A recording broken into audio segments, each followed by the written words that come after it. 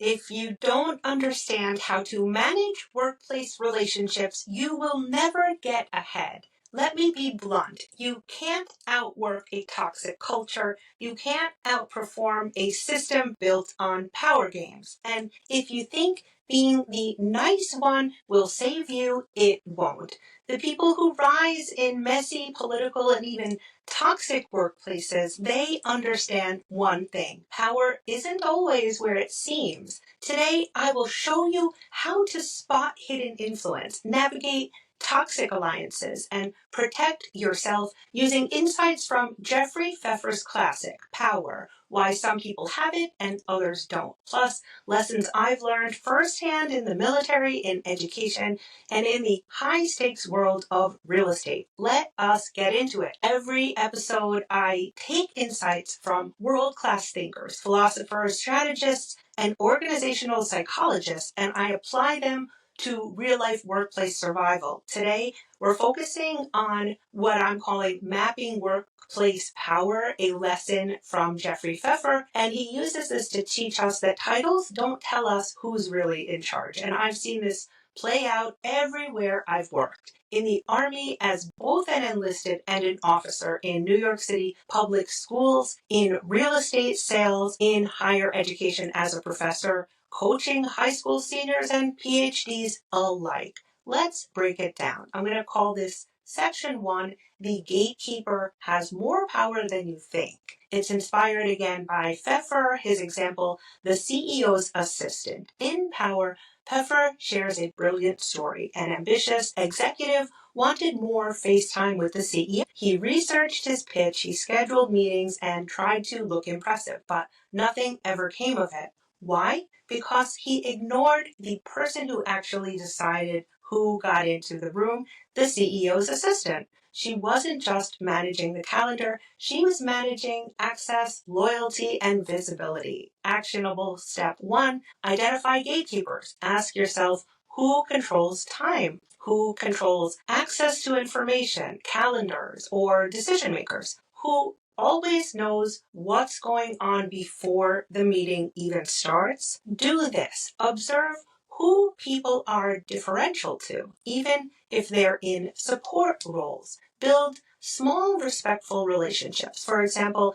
hey, I really admire how you keep everything running. If there's ever anything I can do to help your process, let me know. From my life as a real estate agent, the person who controlled access to listings was not the broker. It was the board secretary. If you weren't on her good side, deals stalled, you get vague answers, paperwork would disappear. No official power, but total operational control. Section 2, I'm calling this, it's not the manager, it's the money mover. It's inspired again by a Pfeffer example of the budget boss. Pfeffer describes a situation where a department head had limited actual say, but the budget director controlled all hiring approvals and expense accounts. So employees started going around their boss to build favor with the budget team because resource control equals power. Actionable step number 2, follow the money. Ask yourself who approves hiring, travel, or spending.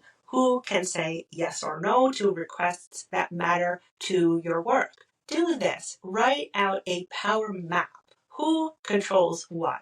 Don't brown nose. Instead, offer to make their job easier. For example, I know you're swamped with budget season. If I can prep anything to help streamline the next round, I'm happy to help. From my life as an example, when I was a school teacher, it didn't matter what the principal wanted. If the school secretary didn't release supplies or approve field trips, you were blocked. No paper, no buses, no help. You had to understand who really moved resources, not who had the title. Section 3, influence doesn't shout, it whispers. Another example by Pfeffer is the quiet insider. Pfeffer points out that the most powerful person isn't always the loudest. He gives an example of a woman in a meeting who rarely spoke, but when she did, the entire group shifted. Her influence wasn't in volume, it was in credibility, and timing.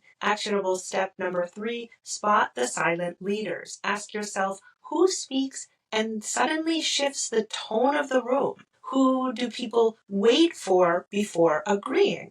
Who gets follow-up conversations after the meeting? Do this. Sit in your next few meetings and say nothing. Just observe. Note who gets copied on emails when it's not required. When you figure out who holds influence, echo their language. For example, I've been thinking about what Chris mentioned last week. It makes sense to frame the projects that way. From my life, an example in the Army, I had a commander who barked orders, but the senior enlisted guy, his quiet comments shaped the entire unit's morale. You learn quickly. You don't just listen to what's loud, listen to what is followed. So section 4, I'm calling this why this matters more than ever. Toxic workplaces run on unspoken rules. If you don't learn how to spot the gatekeepers, the budget bosses, and the quiet influencers,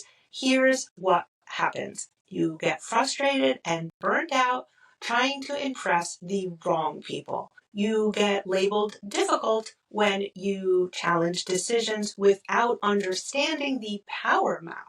You get passed over even when you're overqualified because someone else played the game better.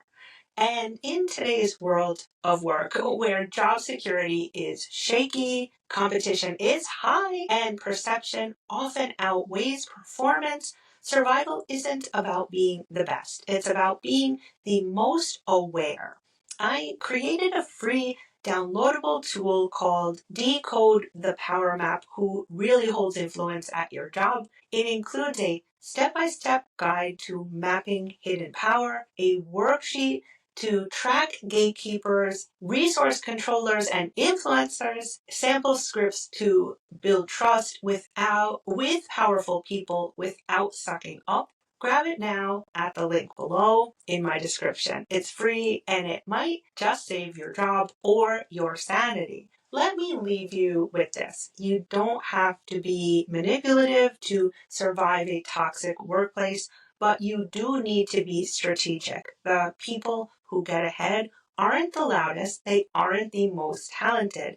They're the ones who see the board and know which pieces actually move the game. And the good news, you can learn that skill right here in this video. If it helped you decode even one workplace dynamic, like, subscribe, and drop a comment below. What's one invisible power move you've seen in your job? And come back next week. I'll be unpacking more lessons from the world's sharpest minds to help you rise even in the messiest environments, because when you master people and power, you become unstoppable. Let's get you seen. Let's get you promoted. Let's get you connected.